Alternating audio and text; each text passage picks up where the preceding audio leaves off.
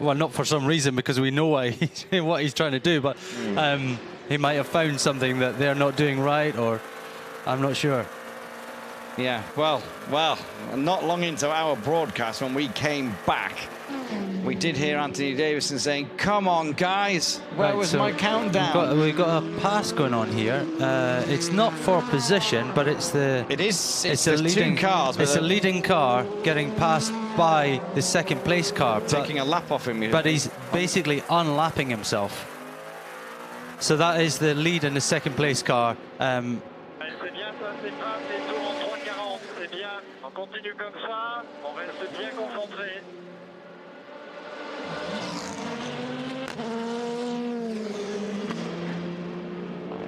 Okay, translation from Anthony in the pits there saying, good lapping, great focus, just stay focused.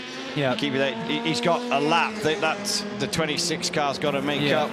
So what he doesn't want to do here, because obviously he's kind of towing back up behind, he doesn't want to make a mistake and brake too late and make contact or anything. He doesn't want to do anything silly here, because there's no need to. He's got a full lap on the other car. And in American racing, that lap can come back under safety car. The rules are there that they would get a way through, and he'd be able to, under safety car, he'd be able to get the lap back. But at Le Mans, not, because there's actually 3 safety cars.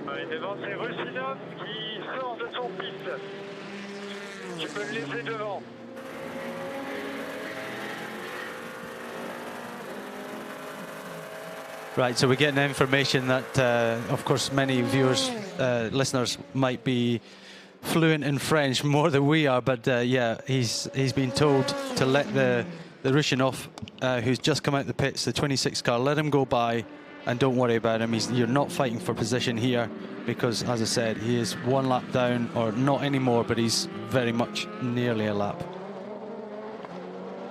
That's it. So I'm trying to think. I was going through basically what had happened to the Yanni Porsche early on in the race with the strategies of pit stops and everything, because all these 3 cars at the front are running different strategies. And that car 2, the Porsche number 2, came into the pits very early on in the race, wasn't happy with the handling of the tyres, and changed drivers very early on, whereas all the others kept out on the same driver, even though they changed tyres. And that kind of put them on a different strategy. They're still on a different strategy. The gap is 28.5 seconds. Yeah, with Yanni taking 6/10 off Nakajima the lap before, but as I said, it's not that much of a concern at the moment. We're under 2 hours to go, and it's the 5 Toyota leading, followed by the 2 Porsche. Then it's the 6 Toyota, followed by, in 4th and 5th, the 8 and 7 Audis. The 36 Alpine that we've just been on board, that leads not GT, it leads P2. The leader of GT Pro is there. That's the 68 Ford GT in 18th place overall, so inside the top 20. And the GTE AM leader is the 62 Ferrari 458 Italian in 27th place overall. So, yeah, another fight that's going on in P2. We've got Danny Watts in the car now. Danny will be in to finish the race, I would have thought. And he's only 1 lap down on the 3rd place car of Petrov. So he'll be trying to close that gap and hoping that perhaps something happens to that 37 car ahead so they can at least make the podium. That would be a big achievement for them. They've not had the best of years so far. In fact, they've not had the best of a couple of years. They've been from P1 back to P2. They've tried some kind of the dome chassis, which didn't work for them. They've now got themselves a Gibson chassis, and yeah, seem to be up there fighting. Danny doing a great job as ever. A tweet from Aston Martin just a few minutes ago. They can confirm that the 98 V8 Vantage GT has retired. So that is confirmed. It was, I think it only had 1st and 6th gears. Yeah, that's what it did have. So disappointment for them. And yeah, kind of a year ago, it was a similar situation, a bit heavier contact with the wall, but a late retirement for that car. So we're watching the lead car. Getting quite a few tweets from, I mean, I posted a picture before we went off air of the wheel of the Porsche P1 car last night, and people asking, what can you list what all the buttons do? Not a clue, not a clue. Obviously there's the ones that are self-explanatory, but no, you would need a Porsche driver to be able to. If you want to know what they are, because Porsche just before the race, about a week before the race, like maybe between the test day, they did a story on it. Right. So and yeah, if you go onto the WEC app, and there's a link from the WEC app to the Porsche page about the steering wheel. You will have to go quite far down the news items on the WEC app, the World Endurance Championship app, pure and simply because it was before the race where the story came up. But that is up there. But there is 24 buttons on the front, buttons and switches, and 6 paddles on the back. But you need to go onto the WEC app, and it is fully. There's a link there to the Porsche website or the Porsche data page or something, which then tells you what they all do. So there you've got 1 hour and 56 minutes. Come back with your answers. So to sort that out, it's quite interesting what it would do. I mean, I didn't actually look at it. I was lost off with just like all the buttons and things like that. But impressive piece of kit, that steering wheel. Be worth a few quid as well, no doubt. Yeah, it would be. He was just sat there, wasn't it, on the top of the desk when we walked past. It was that kind of. Dirk Muller, fastest lap last time around, car 68, pro car leading class, 351.8. Remind me what he did in qualifying. I think it was pretty much the same as that, wasn't it? Which car? The Dirk Muller 68 car. I'm sure he did a 351 something or other in qualifying. So he's down to his qualifying time. I think they've taken. I think Jake's taken all my paperwork. Oh, those guys. I've got. There's got to be. Could be here. It could be here. Yes. Yeah. Okay. Right. Let's have a look.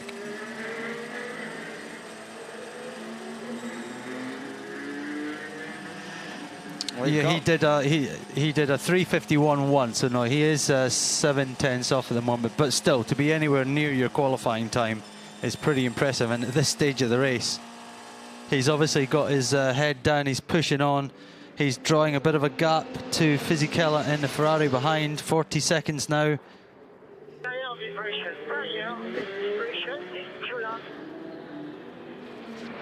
Sarrazan's just not happy with this car. He's not happy. He's emotional. It's been a long night. He's not happy with the way it's happening. I know the feeling. I know the feeling that you're driving the wheels off the thing, and you're risking everything, and it's. We're not going to see it from this angle. Oh, you might do.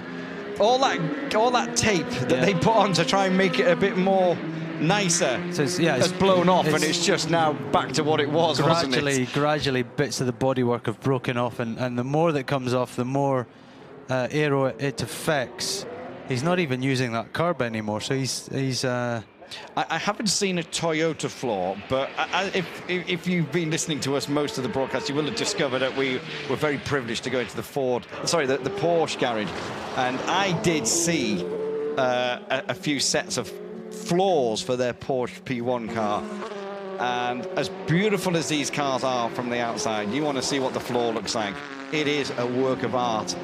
Just little tricks and bits of aero and flicks and curves all around the floors, and the Toyota one will be no different. And when there's a big hole in the side of it, and it's got bits missing off it, it's just not going to work very well. And the drivers, to be fair, I thought they might have changed that floor before, but I suppose they've got plenty of time in hand. They got 10 laps on the car behind them, which is this driver we're looking at, Lucas de Grassi. 1 hour 53 to go. The 8 car, the 7 car. Audi fans, it's not been your week at Le Mans. Yes, first on the road in Silverstone, then get disqualified because of a floor infringement. Winning this car, the 8 car, winning round 2 of the World Endurance Championship at Spa. There's Anna McNish. Our pit lane reporter Louise is back, and she was playing a game with Alan McNish the other night. We were trying to guess the celebrity, and then he gave us completely the wrong initials, wasn't he? I mean, we spent ages trying to work out who the celebrity was. And even when you did know the name, you didn't have a clue who it was. I have no idea who it was. Mind you, Keanu Reeves, he walked past me last night. Can you name him now? Can you remember his name? Jason Statham? Correct, yeah. Jason Statham. And I had no idea who he was until I got sent a picture of a friend of mine sent me a picture of him, and then I remembered who he was. You did say when you see him, you'd know who he was. But yeah, Keanu Reeves walked straight past me last night. I had no idea that I had him walking towards me as we were chatting away, and then Peter announced me as he went past. He obviously couldn't say anything as he was coming towards. Oh, look, there's Keanu. Well, yeah, I'm not that type of guy. No, you pointed him out after he'd gone past. Quietly. Yeah, quietly. I was kind of like, I didn't even see that, didn't notice that, and he was coming towards us for about 20-odd meters, 30 meters, and I suspect most girls would have collapsed and passed out. That's the thing. I mean, I'm always in a, in a situation where you think, well, I quite respect Keanu Reeves. I think, he's done a good job. He's had a great career. I've enjoyed. Radio. Oh, sorry. Oh no, go on. Right. Yeah, I've enjoyed his films. I've seen a couple of. Oh, we are getting the radio.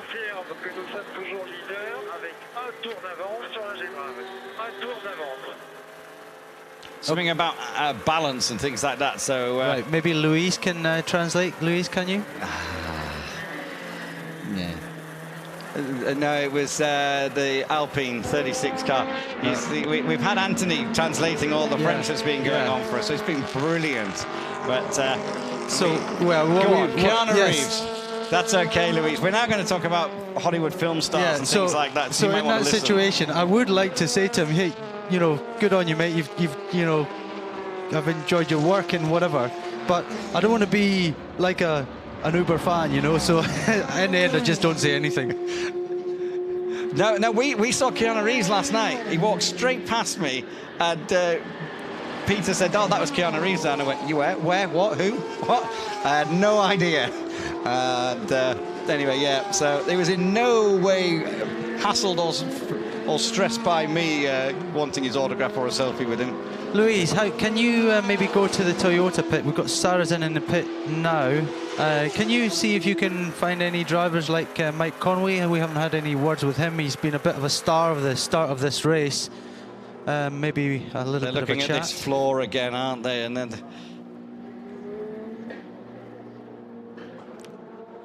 so it's a bit messy, the side pod of that car, but it has been messy since the dark. I mean, we still don't even know who Kobe actually hit.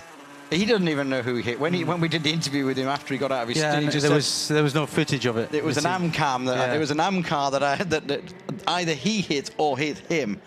One of those manoeuvres. But sadly, with this being the race it is, and with it being like a sprint 24-hour race nowadays, those little things, they're the things that make the difference. They're the things that mean that you finish third instead of potentially winning it. So we're on board, or we're looking at Dirk Muller again. As I said, he's driving very quick.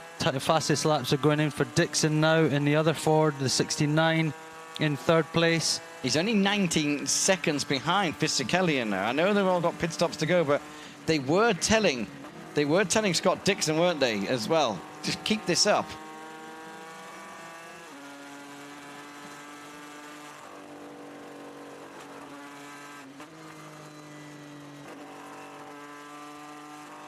I do want to see a P1 Porsche through the Porsche curves again on board before this race finishes, because I don't know, nothing else seems to go through there as hustled and as fast, even though the Toyota is going that quick. Car 28 reported to the stewards for speeding in the pit lane. That car, since we went on air on Wednesday, the Tattinger cars had so many little problems and dramas and misdemeanors. But she was quite on. She had a good interview. And she's quite honest about things. She's new here. She's learning. She's trying to do a better job every time she gets in the car. I'm actually not sure who's. Let's have a look and see who's actually. I've got the remote in control that car just now. It's quite down the order. There we go. It is Tattinger in the car just now. So she, actually, that's maybe the previous. It could have been the previous driver when they swapped. Who got the penalty. Got a replay going on here. So it's a 78. This was the car that was 57. right at the front of this amateur battle ages ago. Yes, it was. They've had issues though, and that Corvette looks to be trying to drive by it. That is a fight. Is it a fight for position? No, I don't think it is. I think it's that Corvette's putting a lap on it, another lap on it.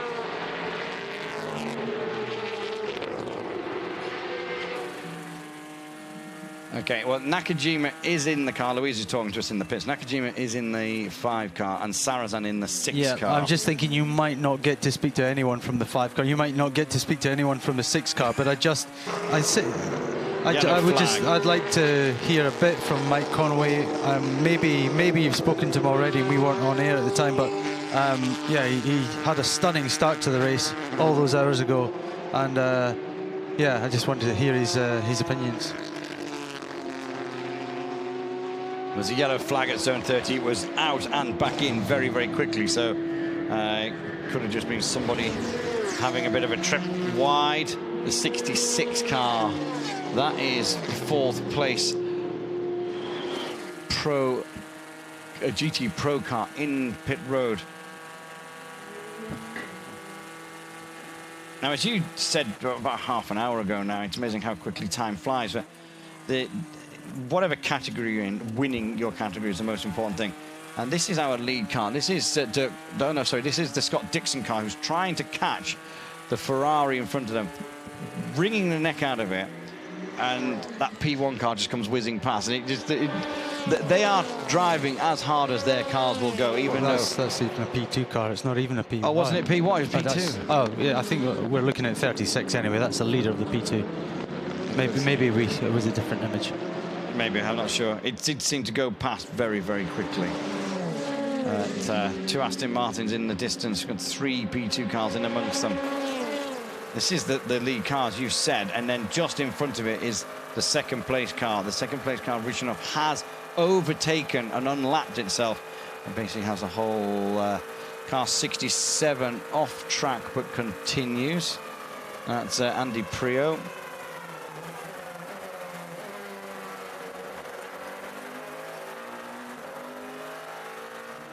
So yeah, the Ford seemed to be both Muller and Dixon last time round, 352, Fisichella Ferrari 354. So it does seem at this stage of the race that the Fords have their legs on the Ferrari, and rather than Fisichella challenging Muller, he's got to kind of fight off Dixon. It's Dixon who's closing in on him. Last time round, 2 seconds he took off him.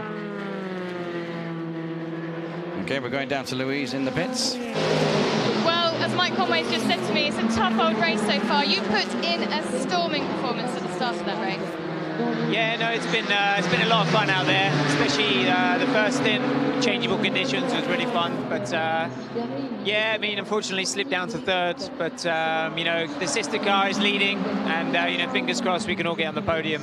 And it's been a fun race, bloody tough. I think it's one of the hardest ones I've done, just because we're constantly in a fight every time we came out of the pits. So yeah, it's been a lot of fun, but really hard.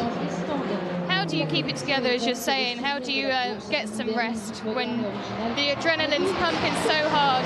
It's hard because when you're in a fight and leading as well, you don't want to switch off the TV. You want to keep watching and listening to the radio. But managed to get maybe like an hour of sleep. That's it. Just eat plenty of food and plenty of water. That's it. You feeling confident with the car? Yeah, we had to come in for a repair to make sure we could get home okay. So hopefully, fingers crossed, we'll be good. But still, these last 2 hours seem to be taking forever. Thanks very much. Well, obviously exhausted, Mike Conway there. Thank you, Louise. Yeah, the final 2 hours, it's amazing how quickly it whizzes over, but these last hour and 43 minutes now. Yeah, good to hear from him though, and you know, he's keeping his head up. He's, you know, he obviously he does want to win, but the second best thing is to have a teammate win, or you know, a sister car, and if they can make the podium as well, he'll be back to fight another day. Okay, that's a driver change for the P2 leader. And it's Nicolas Lapierre who will take the car to the finish. Which sounds like, you know, again, he's the safest. Well, again, I hate saying things like this, but he generally is the safest pair of hands in that car. He's the fastest one in that car. So, yeah, get the other driver out. He's finished his stint. Again, done a great job. No need to hustle too hard. Just bring the car home safely. The car 26 obviously has unlapped itself, but it's got to make another couple of stops as well. So.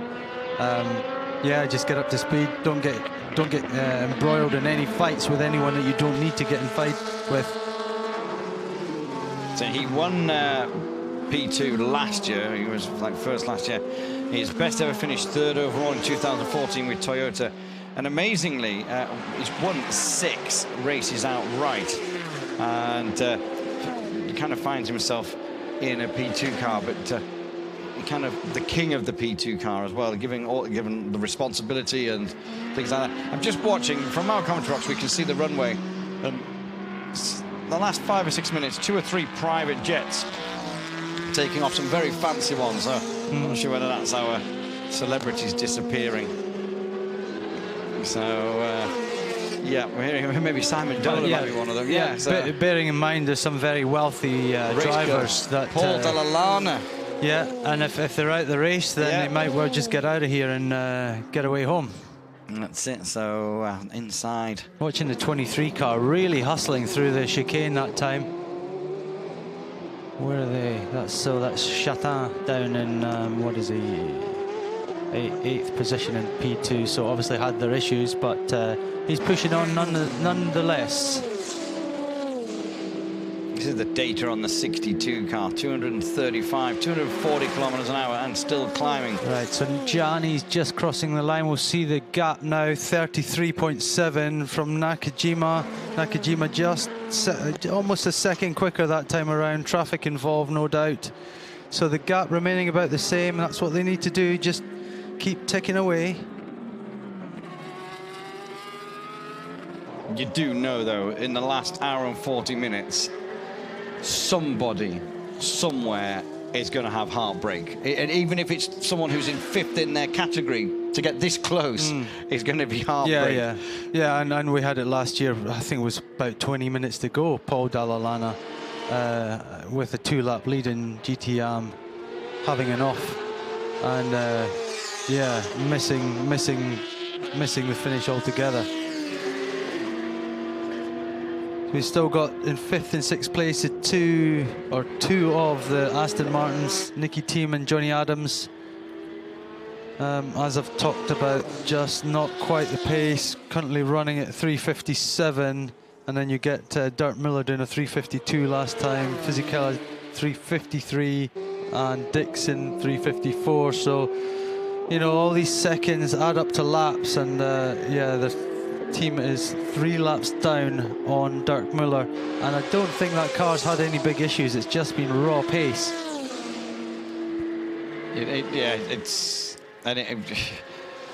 As you say, it's amazing that those 3 cars at the front of that, really the 4 cars, all of what's gone on in the race, the tricky conditions to start, then all the traffic that they've got to overtake, that they're overtaken by, and keeping themselves very clean and neat and tidy.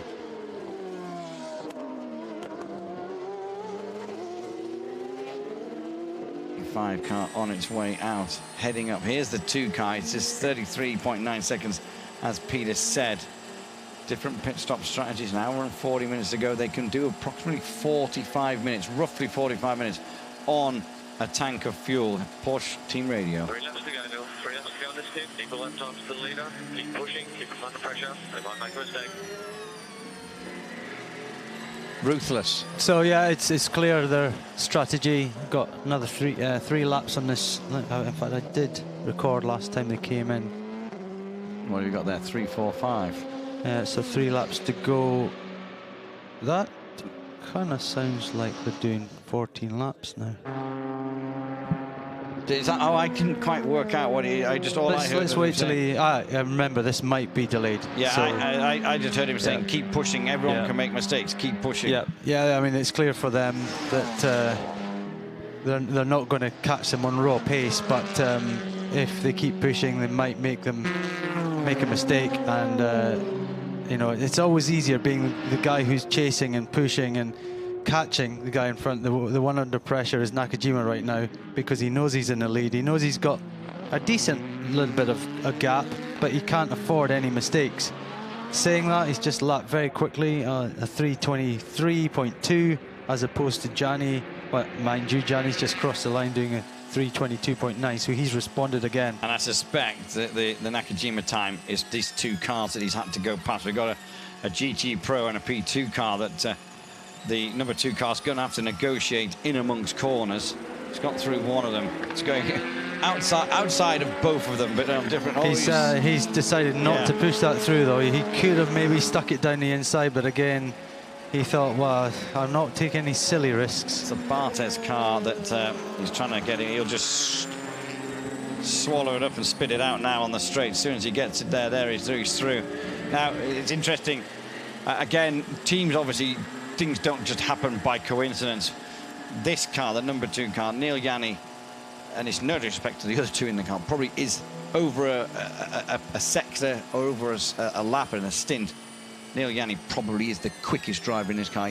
Last year, many pole positions, even stopped by Porsche, taking pole positions to help the other team.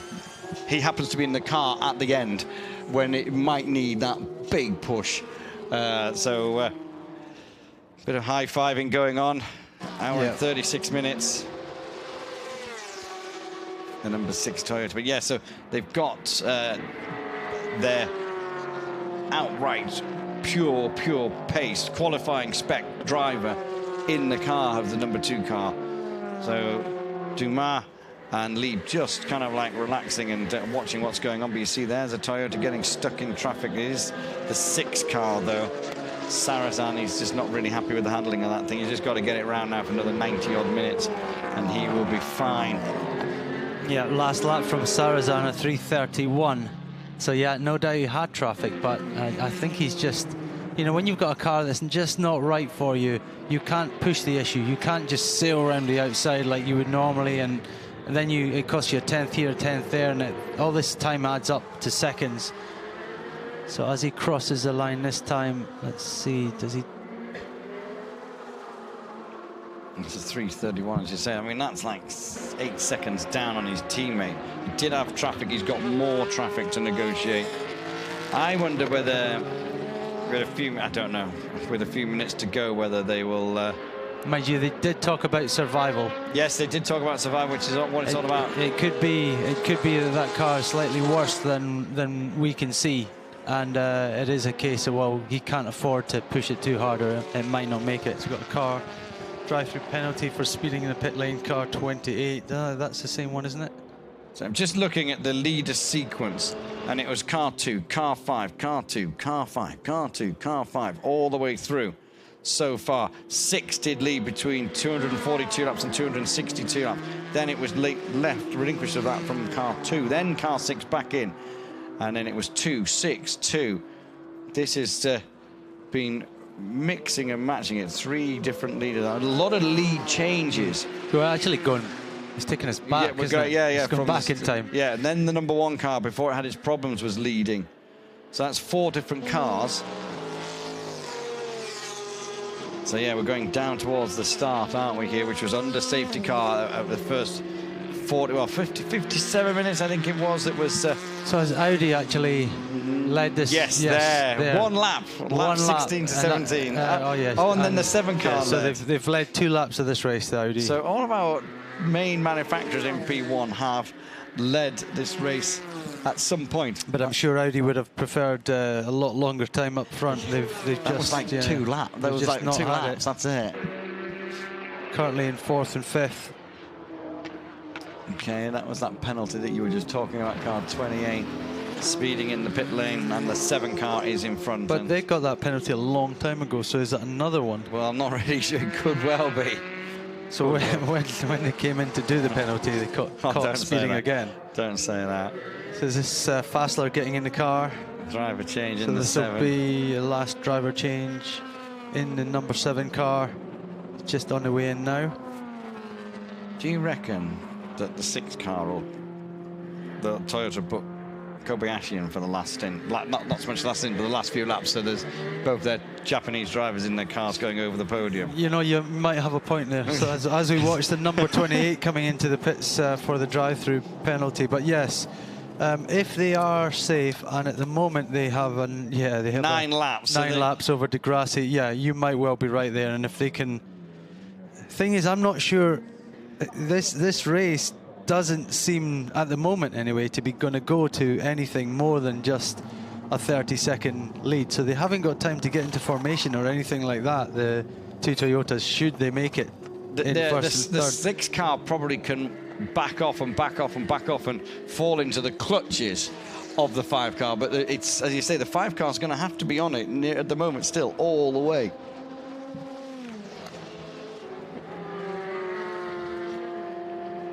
Louise is down at Audi. We could see you in the background, Louise, checking that out. She's saying the tyres are quite old going on that Audi. Yeah, U-set going on the car for whatever reason. Maybe the budget cuts. I was just about to say, maybe they're thinking there's no point putting a new set on now. We'll just save a bit of budget.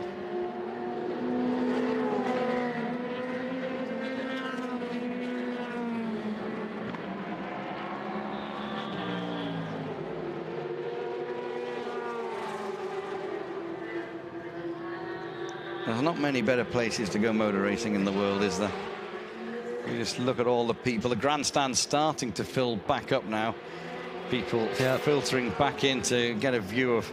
And as my weather app predicted, after that initial rainfall, the heavy rainfall and the delayed sort of safety car start, we haven't had any more. And considering the amount of rain that's fallen this week since we got here, that's been quite a good thing, and it's helped dry everyone out a bit and bring people's minds up a bit and make them feel a bit better, because there's nothing worse than getting soaked for 24 hours. Yeah, it didn't look very promising. Okay, and the 31 car coming back out, being in the that's the Paul Mitchell car, isn't it? Yeah, been in the pits for a while. The 30 car actually just coming past us as well. 2 cars in that team. Right, here's the number 2 car in for a little pit stop, checking it over, cleaning everything, fueling it. We've got people listening in Jamaica now, watching, listening. I'm not really sure if they're listening, but Sisu, shifter cart, he's listening. Greetings from Jamaica. So people far and wide.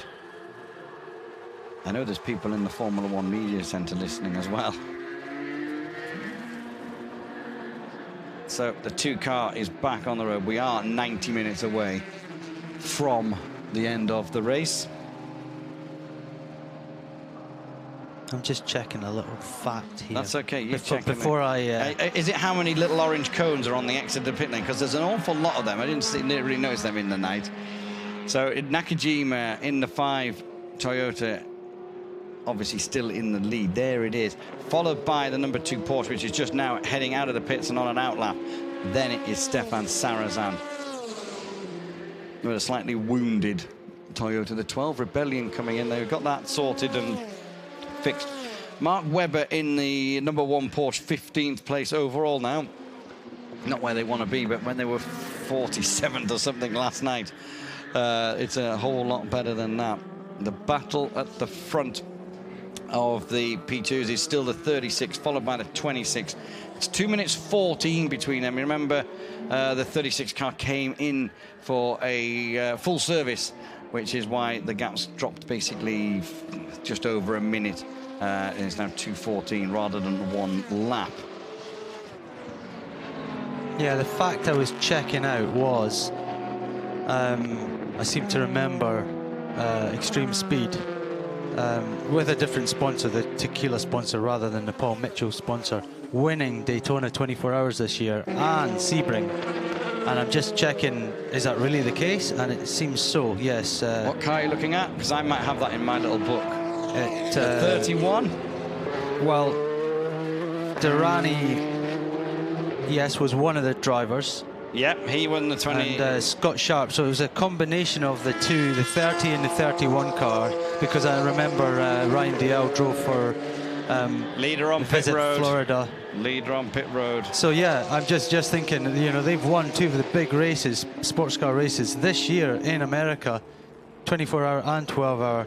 And yeah, I'm kind of surprised they're not somewhere a bit further up than they are. They've obviously had their issues, but they don't seem to have been on the pace all week. It's always been the Lapierre car, the Alpine, the Orikov, Rushinov, the Petrov car. They're the cars that have been setting the pace. And Yeah, the 30 and the 31 Ligier just haven't really been on the pace here. So yeah, just an interesting thing.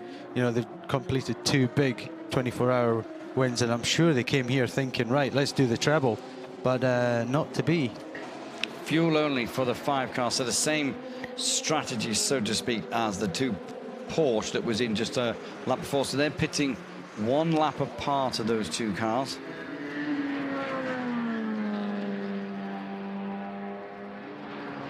There is that 2 car.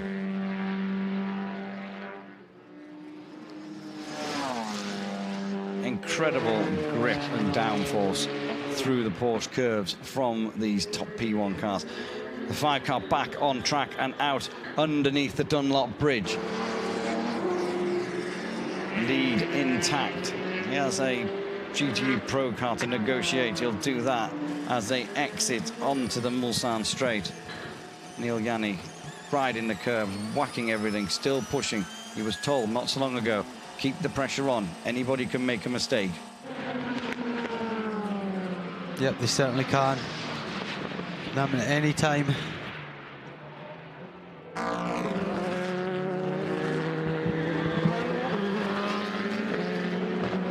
Yep. Oh, the 28 car in the gravel. So the woes continue. I'm sure they'll be able to get it out. I still think they'll make the end. Ines Tattinger again. In fact, we heard the correct pronunciation of her name earlier on from Anthony, and I didn't quite get it. She just lost it on the brakes. Went in a bit too hot. No harm done, I don't think, though. I think she should, well, they'll pull her out of there, and that'll cause a yellow flag zone, though, obviously. Yeah. But they need to get the tractor to that, get her over to the hard ground, and she could probably get back to the pits, have a quick clean out of the car, and get back on the road. Bearing in mind that car's just been through the pits for a drive-through penalty as well.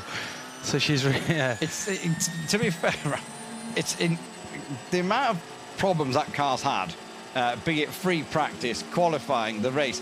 It's been in the wall, it's been in the tyres, it's been in the gravel, it's several times. It's amazing. How many times has it actually been off the track? Yeah. It's amazing. 10? Yeah. How have they not hit something harder the amount of times they've been off the road? So fair play to them. They keep having a little misdemeanors and little problems. You know, I think with every one of these little issues, it makes them even more adamant that they are going to get to the end. And that'd be a brilliant achievement for them. Really would. So, yeah, nothing changing down in the Pro and the AM class at the moment. Miller, Fisichella, Dixon, all holding station. Fisichella now in the pits for a scheduled stop. And Segal, Heinemeyer, Hansen and Collard in the AM class. Rob Bell there in 4th place. 82 car on pit road. I would think that Rob Bell has done lots. 12 hours of this race. I think he's probably driven for about 12 hours of this race. He's it's been a he's earned his money this weekend. Yeah, it's been a sterling effort.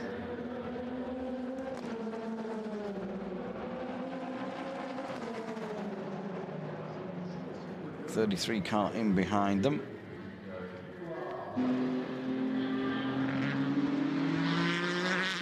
This is the leader in the GT Pro category. The car that's in the pits that we were just looking at, Fisichella, is trying to catch this car. Slow zone, zone 18, 19, 20. That'll be at the end of the Mulsanne straight. You know what? What? I might be wrong, and maybe the sound is wrong, but it did look like he didn't slow down in time. And look at his speed, 39 kilometers an hour.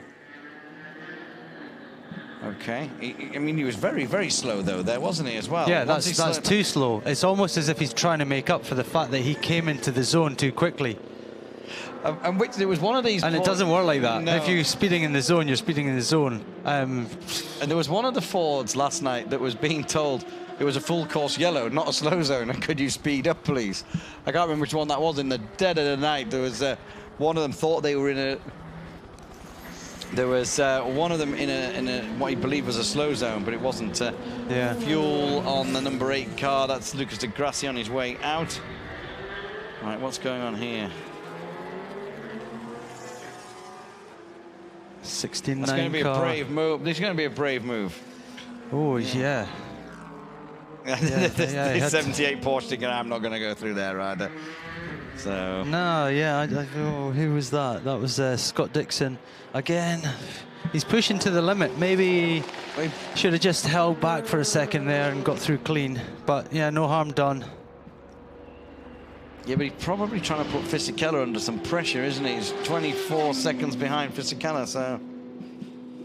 So if in, well, it takes a while for it to come through, but if in 20 to 30 minutes we see a Ford having been speeding in a yellow zone, then we know what, well, I think I know what it was. That's it. But I'm constantly mistaken, so, you know, well, that's it. Give me the benefit of the doubt, Give please. me the benefit of the doubt. But also, obviously, whether we joined it, the picture didn't sync quite up with the audio. I'm not sure, and that's not a criticism by anyone, but potentially that could have been the case. And for Ford's sake, they will be hoping that was the case. This is Stefan Sarazan. Again, not using anywhere near the curb that he was using before. So we're in the slow zone now. 79 kilometers an hour, and we know the Ford was doing 38 or something like that, so he was doing half the speed that he should have been doing. I'm convinced he went in too quick and tried to balance it out by driving slower afterwards and hoping that the authorities will say, yeah, fair enough, you missed the start of it and you slowed down and even the speed out, so fair enough, we can let you pass. So 1 and 2 running together. Now, if you're wondering how they're so precise at keeping the same speed in a slow zone, they have a button on the steering wheel. And if you look at my tweet from those cars, you can pick that button. Can you? Can you see that button? I'm going to now look for that button. It will say pit, pit limiter or Yes. limit or what, you know. Right, let's have a look. Let's have a look. Peter's tweet. We've got lots of stuff. Pit, yeah, it's the bottom left button. Right, and the other thing is, they'll know, the car will know, depending on what gear you're in. So, in that 80 zone... oh, they're rubbing something. That's bodywork on that car. But hang on, I'm just looking. The Porsche steering wheel has a full course yellow button as well as a pit button. Oh, of course they do. They've got a full course yellow button. This is Tattinger. She's got a puncture. pulled. Yeah, she's been pulled out. Maybe it was why it went so quickly. Possibly. Yep. So let's not blame her if that's the case. But it's a long way back. She's got to cruise back, and it's gradually going to rip that tyre apart and potentially damage the bodywork of the car. You see it there. You know, the more you run that tyre, the more the chance the carcass will just completely rip itself off the wheel. Look at it, race leader Nakajima. Still decent advantage. Got a bit of traffic ahead, he's got to take it easy. He's got, yeah, I mean, he can blast by these guys in the straight. It's best not to try and dive bomb them into the corners, but he's got 4 cars in front of him and 2 of them that are fighting each other. So he should be able to get all 4 of them down the straight. The 1 car's into the pits when we know the 2 cars running right beside it. So that's Neil Gianni's just crossed the line, 32 seconds behind Nakajima. Very similar lap times because of the yellow flags. Tear off being pulled off on the windscreen of the number 1 car. Yeah, and Nakajima stuck in that traffic, so that gap probably will come down quite a bit on this lap, but then Neil Gianni has got to negotiate that. Mark traffic. looking tired there, blinking hard. Frustration as well for him. You know, he's come here after a hard for some help. A hard start to the year of a lot of testing, getting this car ready. And oh, he's going in the garage. Yeah, and even more frustration because he's been pushed back again. But you know, man. You know, in the end, they're down in 15th place overall. Is really struggling getting this car back with that puncture. She's trying to be as careful as she can, but really yeah, but struggling. she's come to a halt, hasn't she? Virtually, yeah. And she's not even at Indianapolis yet. which means that she's kind of just past the halfway point. I'd say Mulsanne was the halfway, where she went off. That was the halfway point of the lap. Right, Oh, no. She's over here. See, what happens when you drive too slow? But isn't that rubber? That's now. No, that's engine. Yeah, but isn't that rubber catching or something? It's now properly now on it's fire. going on fire. It's No, huge yeah. disappointment for this crew because, as we touched on just before, they have been through so much, and to get within an hour It needs and to get 17 round the minutes- back. Come on, Yeah, look yeah, at the flames round the back. Don't be. They can't get the fire extinguisher to work. It did work to start with. She's wanting she needs another more, one. We need more help there. Come on. They're wanting another one. But what was causing that? Because the big smoke's now coming out from the other side from where that smoke is. So that's her just pulling away Yeah. from Mulsanne. That's early. That's odd because you know when she got beached herself in the gravel, there was no smoke, there was no nothing, and they've obviously pulled her out. They haven't ripped an oil pipe off or something when pulling her out, have they? I don't know. That's really weird. But yeah, that looks now terminal. I don't think she's going to get back now. That's game over with 1 hour and 16 to go after all that drama. And the best thing now is that it can get that fire out. There's another marshal in amongst the smoke with the fire. Yeah. She stood there kind of, she's been told to get over the other side of the wall, but she's kind of stood there shrugging her shoulders initially because, yeah, right. Yeah, we don't know the reason for that or why it's happened. It looks like it's under control now, though. That's the main thing, and the car is in one piece. Well, she's in one piece, and the car is. A huge disappointment with so little time to go. But yeah, clearly a puncture on the car. She went straight in, so it's, you know, normally when you go in at an angle and you slide, that's when you could potentially give yourself a puncture. But yeah, straight in, meaning that perhaps she had that puncture as she went in anyway, because the car just suddenly snapped on her. Okay, there is going to be a slow zone in and around where that 28 car is. So now we've seen drivers, they work on the cars and everything like that. Whether they'll get a mechanic out to that area to kind of advise her and ask her to look at it and see what they can do to try and get that car back to the pits.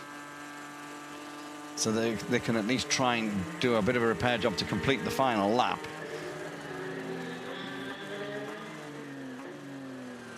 So this car's coming down to Mulsanne now, soon going to get into that yellow flag zone. You should see the first one round a couple of corners here. Little kink here, flat out through here. Right, got the flag ahead. But again, really slow, 40 kilometers. Have they got their full course yellow button set at the wrong speed? Because he's doing 40 k's an hour now. This car's going to be pushed. Well, it's been pushed against the wall. Oh, thankfully, at least they got the fire out, and it's not going to cost them an absolute fortune having to replace the car. There was a lot of smoke just after she'd spun. But oh yeah, we're looking at this car's been off. this could take us to the end of the race. This could take us to the end of the race. Off in the same corner several times. Look, these are all different incidents with the same car. So, oh, I'm counting 5 in the same corner, and this was the last one. And it's had other incidents in other corners. We know it's spun up at Dunlop as well. Yeah, and that's just the race. Ah, she's gutted, isn't she? Car being pushed, she's just standing there. It's a long way for her to get back as well. Now there is a safety vehicle turning up. That might give her a lift.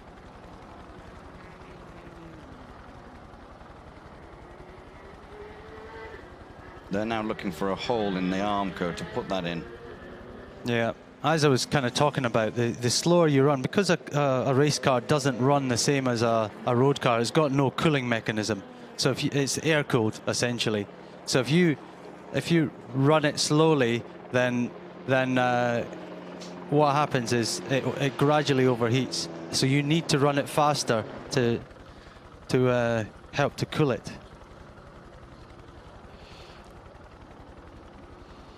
So Louise is going to wander down the pit lane and find out some information on what's going on. So, yeah, big disappointment. And that does look like it's out. Doesn't look like that's going any further now. So we're looking at the race leader, Nakajima here. An hour and 12 to go, gradually ticking those minutes down. Nervous times in the Toyota pit. They still haven't done it here, they still haven't won, and this is going to be their closest one so far. Whether they win it or not is yeah, it's their biggest attempt. As we talked about, they've spent a lot of time testing. We've got the Dirk Muller car in the pits now, leader of GT Pro class. Got all the dirt on it and everything. It's Get another tear off the screen, nice clean windscreen now. This car kind of run by Chip Ganassi in America, but run here in Europe for WEC by George Howard Chapo, who is the ex-boss of ProDrive Aston Martin Racing. So a lot of experience, a lot of wins here with Aston in the past, so he knows his stuff. And potentially another win coming to Ford. the car we're looking at there is the 82 car for Tony Verlander now. Sorry, Giancarlo Fisichella in it at the moment. Scott Dixon now only 21 seconds away from them. He nibbled that down a little bit. It was 27.28 a few laps ago. So. Well, yeah, he is lapping. He's lapping a bit quicker. Okay, we've got Louise in the pits. Let's cross to her. Yeah, I've just come to see the 55 in the garage. As Matt was saying, there's been issues throughout, really, or halfway through the race. Yeah, I mean, we had a really good run for the first half of the race, and then we had a slight issue with the exhaust that we had a problem with it. So the team kind of did a patchwork job on it. We lost about 12 minutes. And then I went out after and I did actually a quadruple stint. And we were really fast. We kind of got back into it. But then the problem reoccurred. And the issue with it is to run the car like that, there's always a risk of fire with the particular problem we have. So they tried to fix it again, but we ended up losing so much time that they boxed it, did a more kind of long-term fix on it. Duncan went out and he did his minimum driving time, and then we'll take it out at the end to cross the flag. So it's a disappointing result for the 55. We're really quick. I think I set the fastest lap, so if no one goes quicker, we'll have the fastest lap. So at least we'll have something to have a beer to tonight. You can walk away with that. Yeah, exactly. It's something to cheers a bottle of beer with tonight, I think. So and we'll come back next year. Thank you. Thanks. Thanks for that, Louise. Now, what were you saying only about an hour and a half ago about if you can't win your category or stand on the podium, take your fastest lap home with you?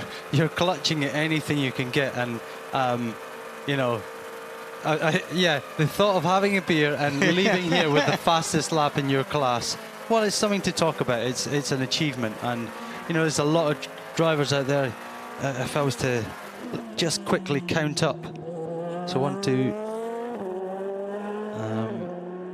180 started the race while Peter counts up to 11 cars, 11 times 3 drivers, so 33 drivers, and you're the fastest one of those 33 drivers. So it's an achievement. That's it. 180 drivers in the race at the start of it.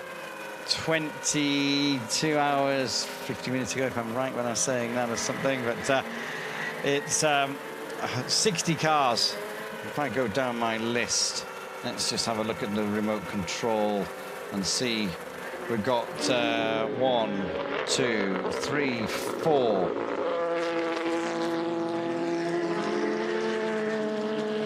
5, 6, 7, 8, 9, 10, 11, I think I've counted there.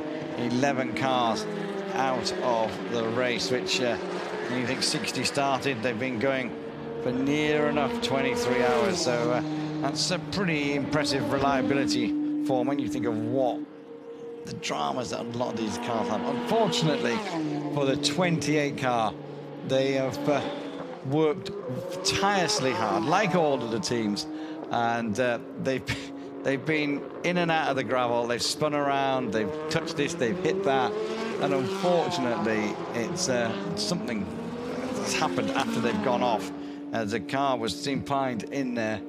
We've got Andy Prio. Actually, we've heard from Andy Prio. We've never seen him in a race car this weekend, but Andy is with Louise.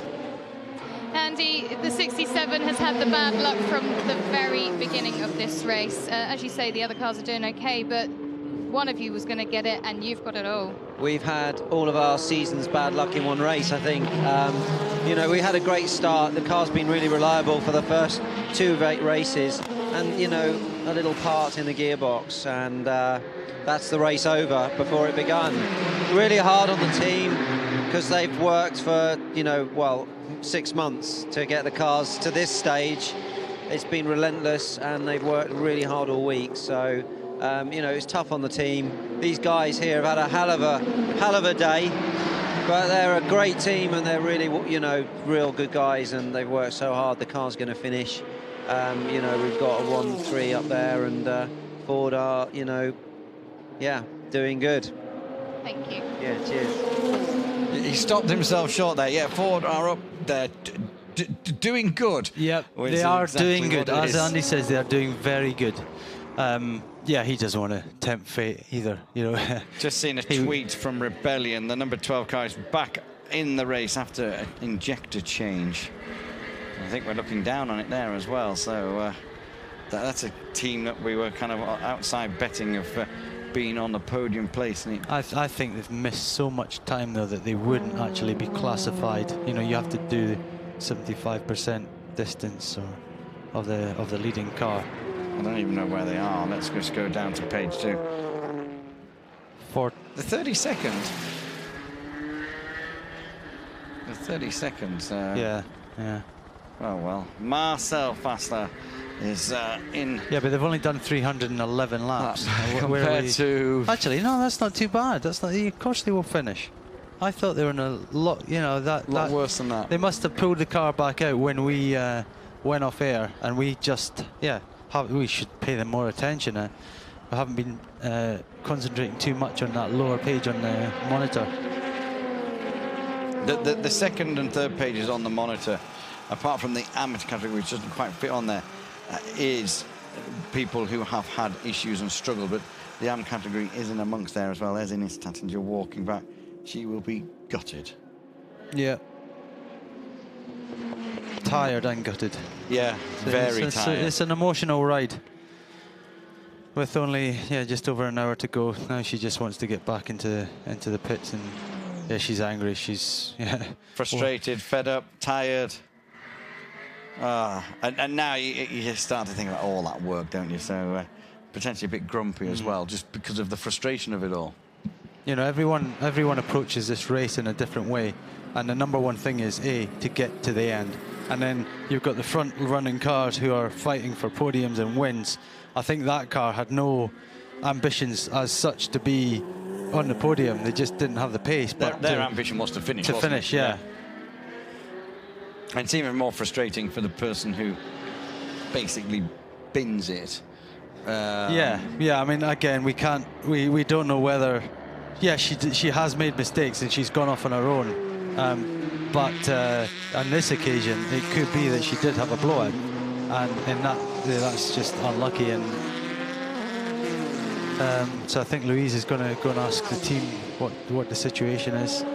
So looking at the 84 car still running.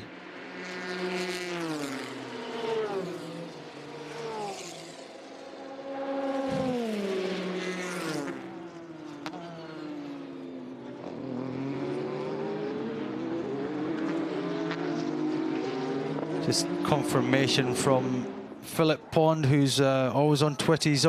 We've got Philip along with us, just confirming that People Durrani, the ESM driver, was one of the drivers to win in Daytona and in Sebring. But sadly for them, again, I did